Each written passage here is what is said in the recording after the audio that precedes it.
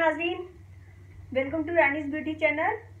आज हम बताएंगे आपको झुर्रियों के बारे में।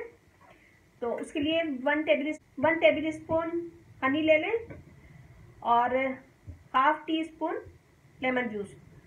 इन दोनों को अच्छे से मिक्स करें और चेहरे पे जहाँ झुर्रियाँ हैं वहाँ लगाएं। जहाँ की स्किन आपकी ब्लैक हो रही है, झुर्रियाँ हैं, वहाँ लगाएं और 15 से 20 मिनट लगा रहने दें। और फिर उसके बाद नीम गर्म पानी से मुंह धो लें। फिर उसका आइस ट्यूब लेके अपने चेहरे का मसाज करें। तो ये दोनों चीज़ें झुर्रियों के लिए बहुत अच्छी है। आहिस्ता आहिस्ता आपके चेहरे से झुर्रियाँ ख़त्म हो जाएंगी। ये करें और मुझे बताइएगा कि ये टिप आपको कैसे लगी।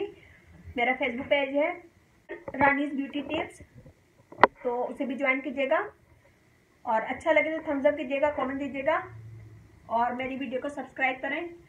और अब मुझे इजाज़त दीजिए। अल्लाह हाफिज़।